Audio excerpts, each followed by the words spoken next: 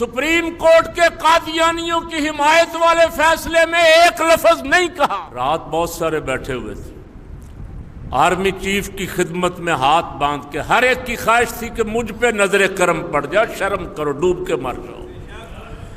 تم امام ربانی کے نائب ہو، تم مصلی رسول پہ کھڑے ہونے والے ہو، تم میں سے کوئی ایک بھی وہاں بولا نہیں کہ آرمی چیف صاحب ملک میں سودی نظام چل رہا ہے، اللہ رسول نے اسے حرام قرار دیا ہے۔ رسول پاک صلی اللہ علیہ وسلم نے فرمایا سود اتنا بڑا جرم ہے، اس میں 70 خرابیوں میں سب سے چھوٹی خرابی کی مثال دیتے ہوئے فرمایا سود لینے اور دینے والا ایسے ہے جیسے اپنی ماں سے زنا کرنے والا۔ ہمارا سارا بجٹ سود میں جائے گا۔ ہم نے اتنے قرضے لیے ہوئے ہیں، اتنے قرضے دینے کہ ان کا جو سود ہے بمشکل اس کے لیے پھر قرضے لینے پڑ رہے۔ حضور کے ارشاد سے غداری کی، اللہ کے فرمان سے نافرمانی کی، یا ایھا الذین آمنوا لا تأکلوا الربا اضعافا مضاعفا۔ اللہ نے سود سے منع کیا، اللہ نے سود کو حرام کیا، ہمارے حکمرانوں نے حلال کر لیا۔ کیس آیا سپریم کورٹ میں، سپریم کورٹ نے اس کے خلاف فیصلہ دیا، سود کے خلاف، کہ سودی کاروبار بند کرو۔ میاں نواز شریف صاحب ریویو پٹیشن لے کے سود کی حمایت میں اسمبلی میں اپنے عدالت میں پہنچ گئے، اور اس وقت سے وہ کیس ابھی تک پینڈنگ چل رہا، کئی سال ہو گئے۔ عدالت کو، قاضی صاحب کو بھی نظر نہیں آتا کہ اتنا بڑا کیس ہے جس پہ ملک کی بقا کا دار و مدار ہے۔ ملک بچے گا تب، سنیے آخری فیصلہ کن بات عرض کرنے لگا، ملک بچے گا تب جب یہ رسول اللہ کے نظام کی طرف آئے گا، ملک بچے گا تب جب یہ عدل و انصاف کے وہی فیصلے جن کا حکم اللہ اور اس کے رسول نے دیا کرے گا۔ ملک اس وقت بچے گا جب غریب کو اس کا حق ملے گا۔ 15 سال سے جال سازی کے ساتھ مودی اور انڈین گورنمنٹ نے جس اپنی ٹاؤٹ حسینہ واجد کو بٹھایا ہوا تھا، اس کا تختہ ایسا الٹا کہ اسے ہیلی کاپٹر پہ بھاگ کے جان بچانی پڑی، اور پورے بنگلہ دیش میں نعرہ لگ رہا تھا، وہ کہہ رہے تھے میں رضاکار، وہ کہہ رہے تھے میں رضاکار، سب رضاکار بن گئے۔ رضاکار کون؟ پاکستان والے۔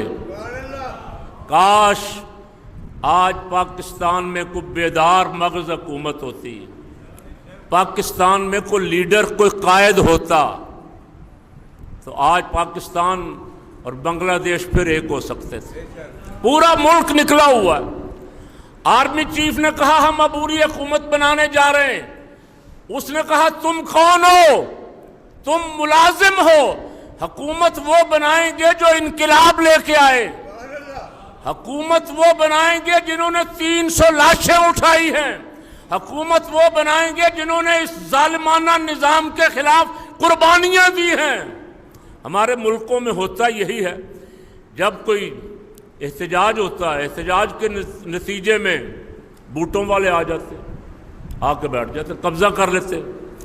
ہر احتجاج کے بعد ماشاءاللہ فوجی حکومت، بنگلہ دیش کے طالب علموں نے دنیا کے انقلابیوں کو یہ راہ بھی دکھا دی ہے کہ اگر کبھی انقلاب لاؤ تو حکومت بدلنے کے بعد، ایجنٹوں کے فرار ہونے کے بعد اندر گھروں میں جا کے بیٹھنا نہیں، ابھی تک سڑکوں پہ اگر ہماری مرضی کی حکومت بنے گی تو گھر جائیں گے۔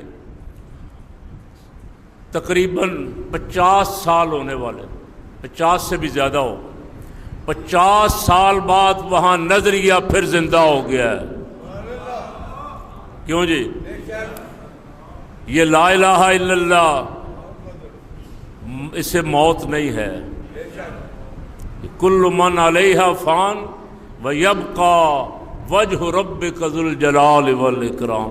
ہر شے کو فنا ہے، یہ باقی ہے، یہ نظریہ باقی ہے، یہ کلمہ مرتے وقت بھی زبانوں پہ ہوگا، کام دے گا مرتے وقت بھی۔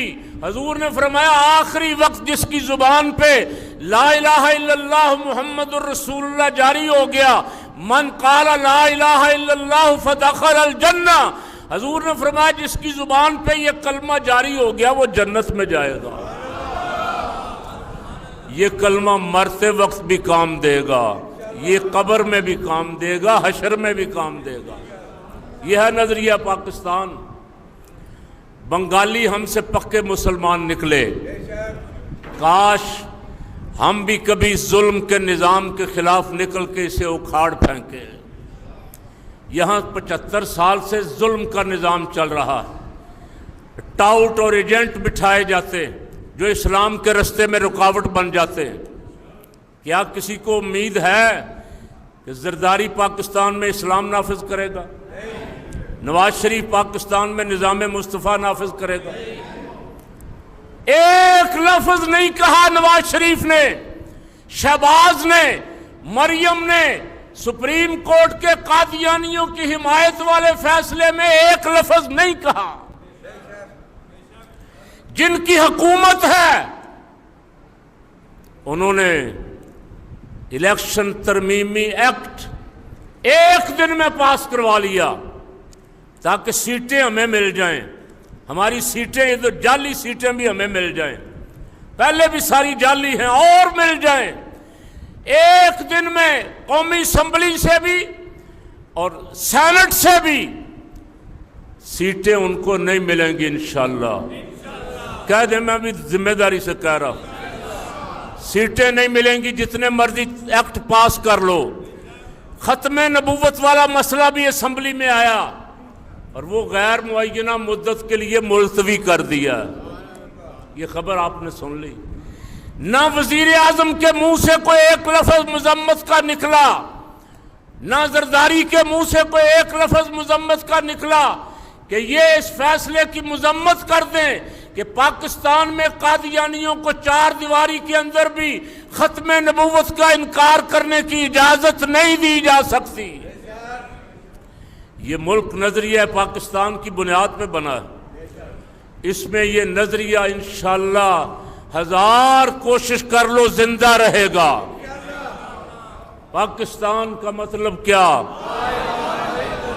اس نظریے کا سب سے بڑا علمبردار پاکستان کی سیاسی تاریخ میں مولانا شاہ نورانی ہے۔